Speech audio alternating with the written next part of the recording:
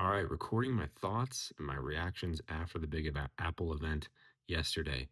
It's been since yesterday morning. I wanted to sleep on it before I recorded my reactions and just kind of give more of a raw take on what all transpired, what went down. I'm actually recording this on the iPhone 16e with the rear facing camera. So let me know how it looks. Let me know how it sounds.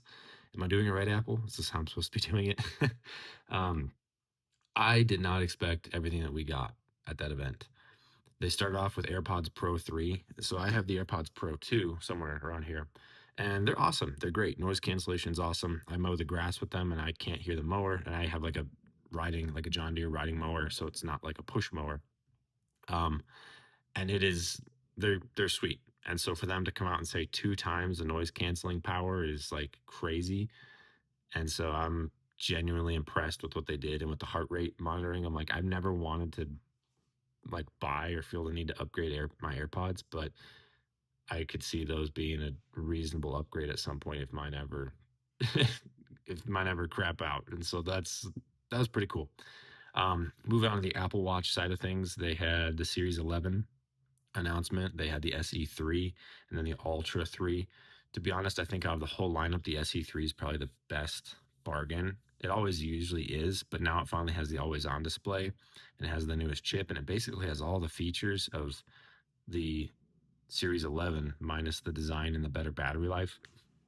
So the SE3 honestly is such a good deal that I'm like, if anybody's looking for an Apple Watch, I would probably just recommend going with that at this point.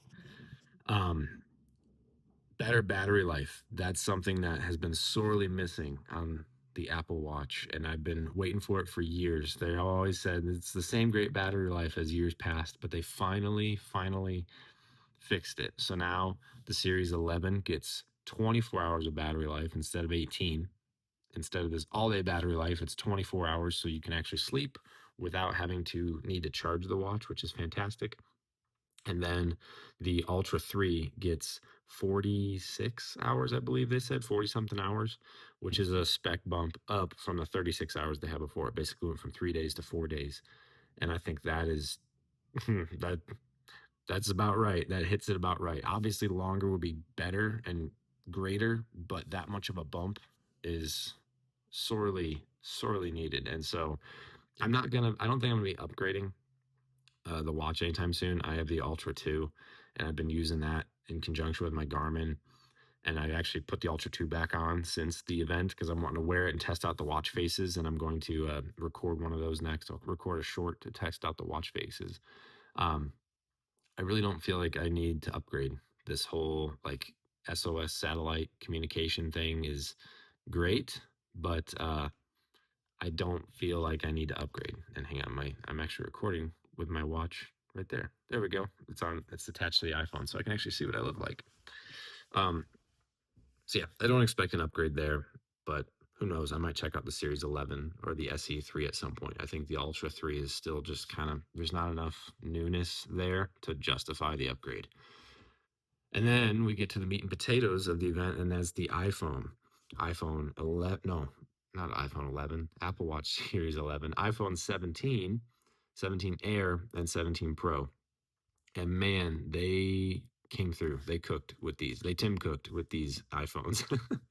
um, I don't know if it's more of an apology from the disaster that Apple Intelligence was a year ago with the whole 16 release, but this is like, I'll take it. It kind of feels like an apology, but it's great. I mean, base model iPhone 17 finally has 120 hertz. We finally get some camera upgrades. We finally get pro level upgrades and features. Like the 17 feels like the Pro did a year ago. It feels like the 16 Pro. It feels like the 15 Pro. Like that's like the new standard is like, okay, that's now our Pro lineup, which is awesome. And now above that is the Air, which looks incredibly thin. I want to get my hands on it. I don't think I'm going to buy one. I don't think I'm going to use one, but it looks really good. And I see where they were going with everything they did with the 16E with the single camera, like I'm shooting on right now, because it's basically the same camera as the 17 Air, single camera with the 1X and 2X options. I see the appeal of that. But for me, I'm like, hardware doesn't really matter as much. I want power and usability because I use my phone a lot to film. I actually use it for content shoots, for client shoots, and having one lens has actually been really difficult. And so I've been waiting and biting at the chomping at the bit, waiting to upgrade to the 17 Pro when it comes out because I like the 16E for just personal everyday use. But when I'm actually like using it to work and film, it is kind of handicapping me when it comes to like cameras and audio selection quality. And so uh, then we get to the 17 Pro, and this is the big upgrade. And I actually like the new plateau. That's what they're calling it. The camera bar, the camera bump. They call it the plateau. I actually like it. It looks fresh. It looks different. It it jives with me. I don't know. I actually really dig it. It's kind of more industrial themed and design, and that's I'm a fan. I'm a fan of that. So I'll probably be upgrading. Oh, it's tough. I probably will at some point. Apple won't actually let me trade in the 16E.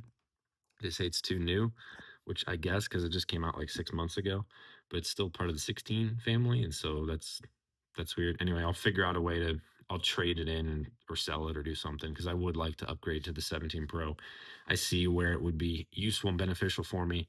The main thing that I've been excited about and I was really hoping for was the 48 megapixel sensor on the telephoto lens because that enables essentially 200 millimeter zoom.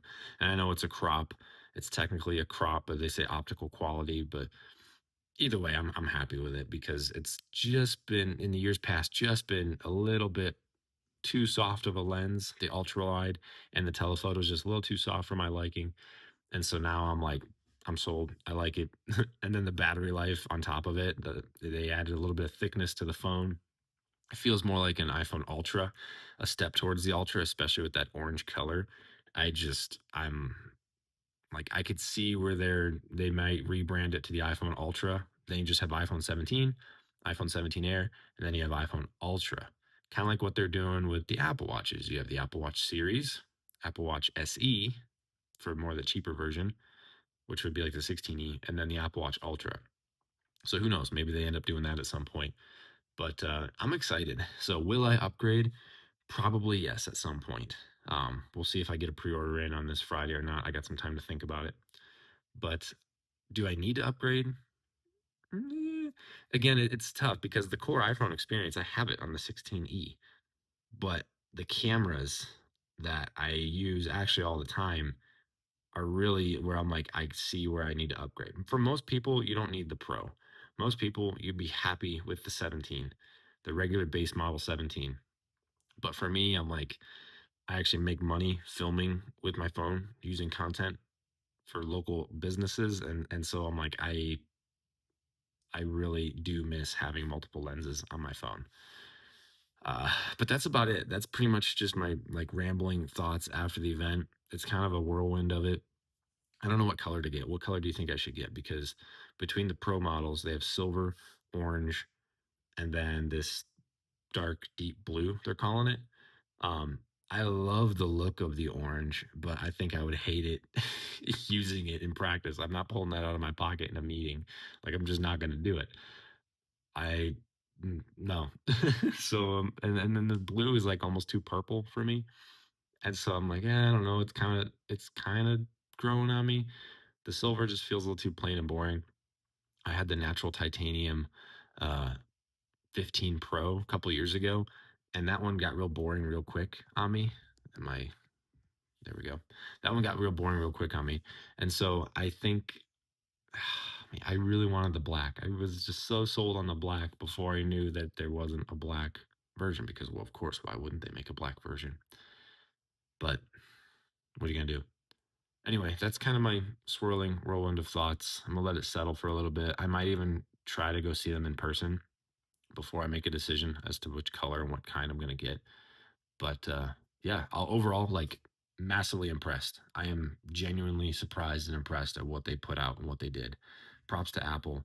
Great job. They have I don't want to say they've redeemed themselves all the way back, but it's pretty darn close. Like you are now relevant in the conversation again. This whole Apple Intelligence thing is like, what Apple Intelligence? We've got better battery life and anti-reflective screens and 120 hertz across all the models. Like, They finally have given the people what they want. And I'm here for it. I'm excited. So we all win. Let me know what you think. Are you going to upgrade? Let me know what you think down in the comments below, and I'll see you in the next one.